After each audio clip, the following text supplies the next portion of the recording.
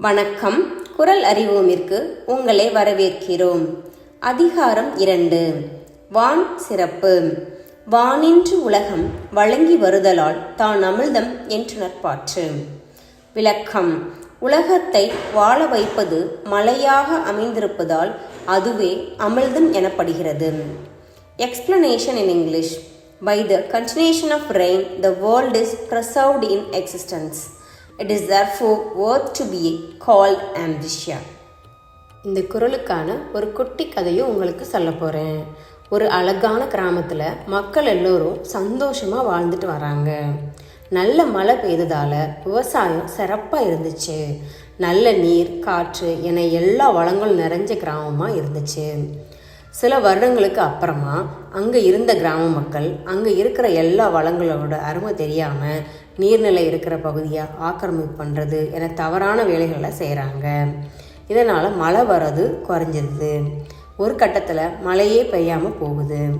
மழை வராததால் விவசாயம் கடுமையாக பாதிக்கப்படுது. குடிக்கக்கூட தண்ணீர் இல்லாமல் குடிக்கிற தண்ணீருக்கு பக்கத்து ஊர் போய் எடுத்துகிட்டு வர வேண்டிய நிலைமைக்கு தள்ளப்படுறாங்க.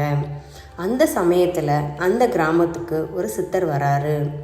ஊர் மக்கள் எல்லோரும் அவரை நல்லபடியாக வரவேற்று அவருக்கு தேவையான உபகரணங்களை பண்ணுறாங்க. அதுக்கப்புறம் அவரும் அதற்கு நன்றி சொல்கிறாரு. அப்புறம் அங்கே இருந்த ஊர் தலைவர் சித்தர்கிட்ட மழை பெய்யாமல் மக்கள் எல்லாம் ரொம்ப கஷ்டப்படுறாங்க, நீங்கள் தான் ஒரு வழி சொல்லணும் மழை திரும்ப பெய்யறதுக்கு என்று சொல்கிறாரு. அதற்கு சித்தர் சொல்கிறாரு, நீங்கள் எல்லா வளங்களையும் அழிச்சிட்டீங்க, இப்போது அதற்கு கிடைச்ச தண்டனை தான் இது.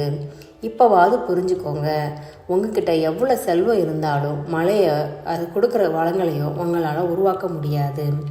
இந்த பூமியில் உயிரினங்கள் வாழ்வதற்கு மழை மிக முக்கியமான ஒன்று.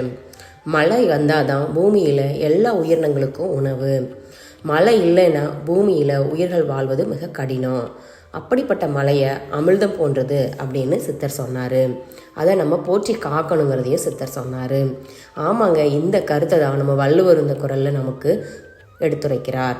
நன்றி. மீண்டும் ஒரு குறளுடனும் ஒரு குட்டி கதையுடனும் உங்களை சந்திக்கிறேன்.